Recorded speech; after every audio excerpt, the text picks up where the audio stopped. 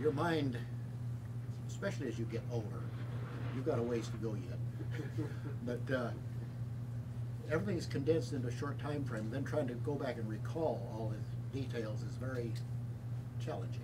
But you do remember the gun pointed at your face? Definitely.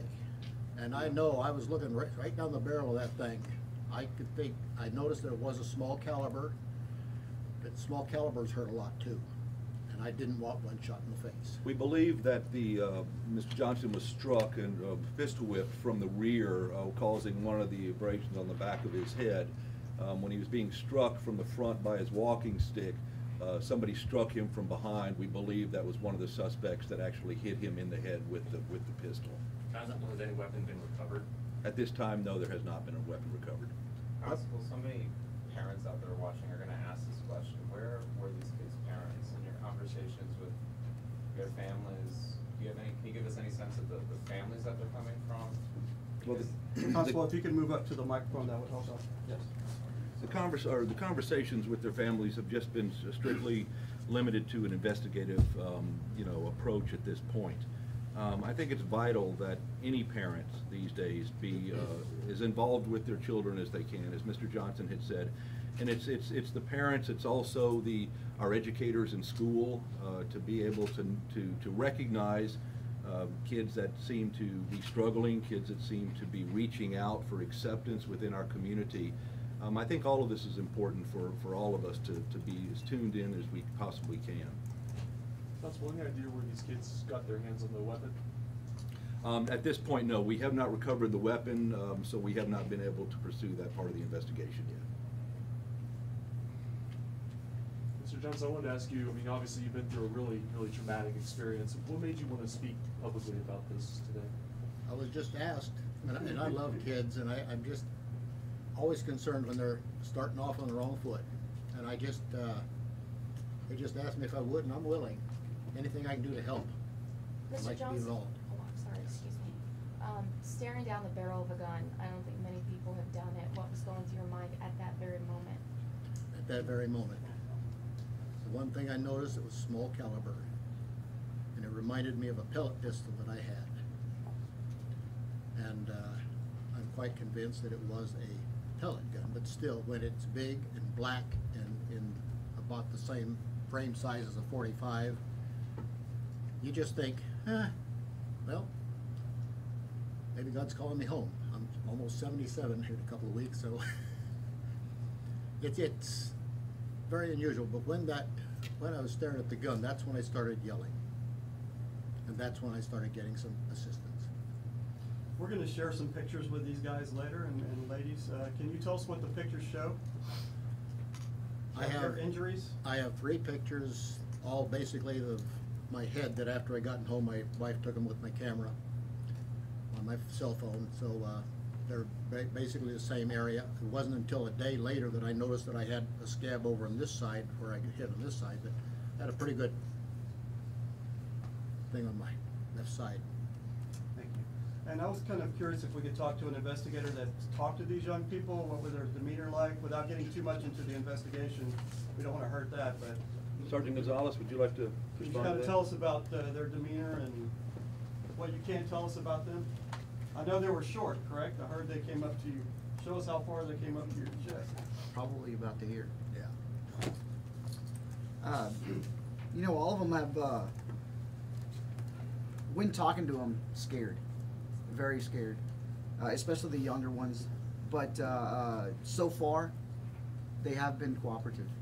They've been helping us in developing leads on the other suspects. So everything's going well for the moment. Did they seem remorseful? Did they seem like they were sorry about what they did? Maybe the youngest one. The others, they were pretty hardcore. Maybe sorry they got caught. Yes. Yes. In your experience, how common is it to deal with suspects that are this young?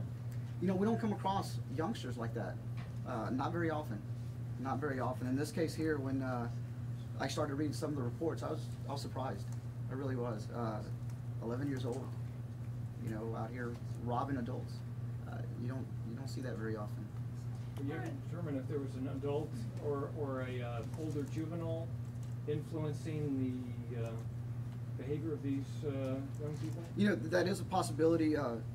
Right now, the investigation is still ongoing, but we do have some really, really good leads, and we may be able to give you some of that information at a later time. Where are they? Are they Hispanic? Are they Black? Where are they? They're black males. They're Black males. Yes. Now, you guys believe that they're working in a group and trying to commit more robberies in other communities, not just this in specific? Now, the reports that we've pulled, they're going to be in that specific area. So there is a possibility that they have gone out and committed other crimes elsewhere. Yes, ma'am. Are any of them refugees? Or any, I know sometimes in Southwest Houston there's a lot of refugees. Are they citizens? They are citizens. They are. Years ago, I went into a maximum security prison, interviewed an older inmate, and he said that the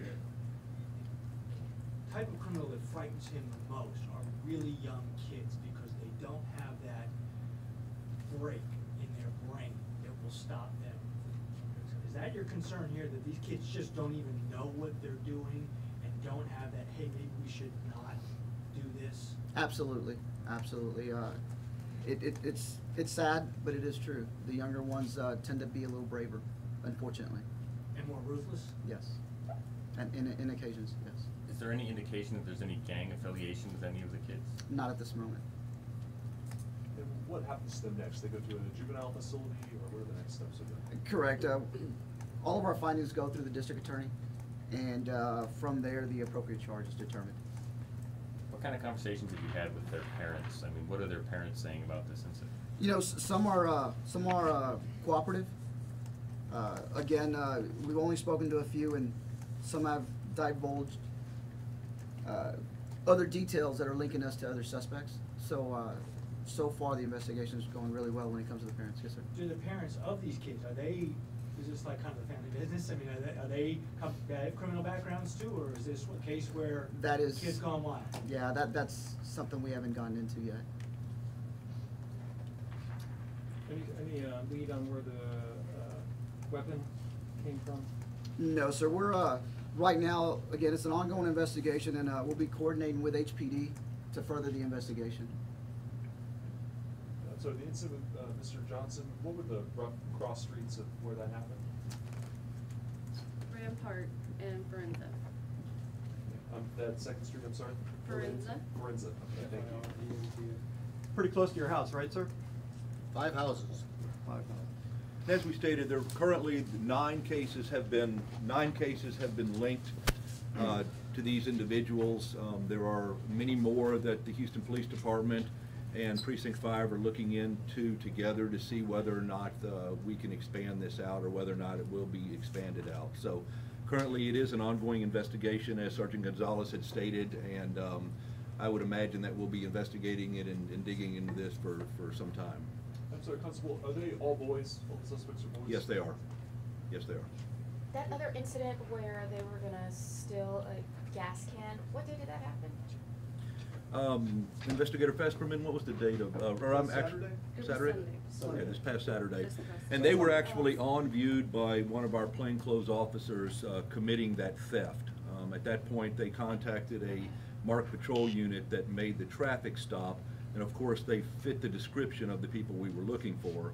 And that's when they fled. We were able to apprehend 2, and the other 2 that were in the vehicle at that time escaped. We now have one of them in custody and know where the other one is. Constable, you might just tell them that if anybody has any information.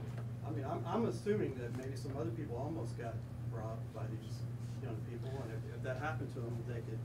Absolutely. If there's anybody else out in that area, as we said, it appears that these crimes, or at least this group of crimes, has been restricted to a couple-mile area. But anybody else that has any additional information, either on one of the crimes that we have identified, or if you have been a victim of a similar crime or any crime out in that area, please contact Harris County Precinct 5, 281-463-6666, or the Houston Police Department, and be able to share that information. It's really beneficial for us to be able to link that information together so that we can get to the ends of where this crime spree, occurred.